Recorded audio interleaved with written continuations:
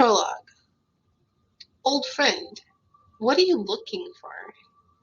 After those many years abroad, you come with images you tended under foreign skies, far away from your own land. George Safaris. Today I'll be reading from the first chapter of Stephen King's Salem's Lot. Almost everyone thought the man and the boy were father and son. They crossed the country on a rambling southwest line in an old Citroen sedan, keeping mostly to secondary roads, traveling in fits and starts. They stopped in 3 places along the way before reaching their final destination. First in Rhode Island, where the tall man with the black hair worked in a textile mill, and then in Youngstown, Ohio, where he worked for 3 months on a tractor assembly line. And finally, in a small California town near the Mexican border, where he pumped gas and worked at repairing small foreign cars with an amount of success that was, to him, surprising and gratifying. Wherever they stopped, he got a Maine newspaper called the Portland Press Herald and watched it for items concerning a small southern Maine town named Jerusalem's Lot and the surrounding area. There were such items from time to time.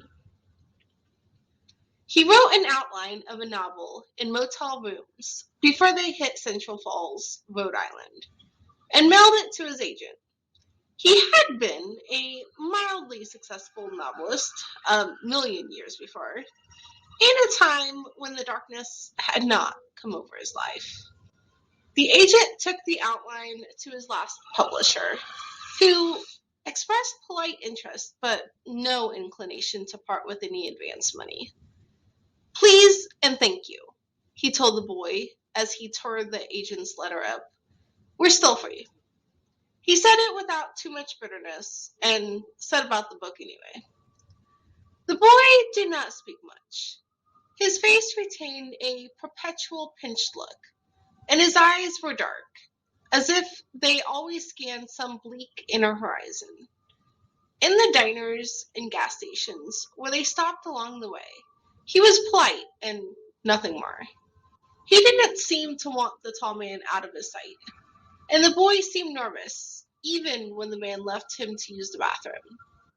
He refused to talk about the town of Jerusalem's Lot, although the tall man tried to raise the topic from time to time, and he would not look at the Portland newspapers the man sometimes deliberately left around.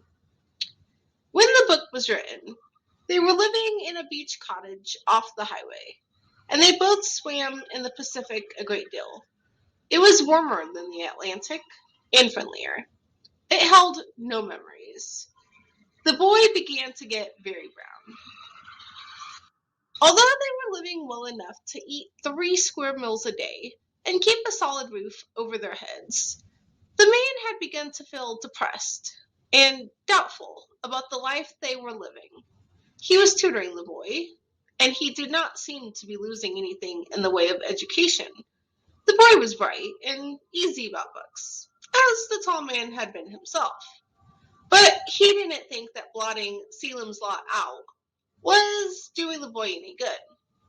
Sometimes at night he screamed in his sleep and thrashed the blankets onto the floor.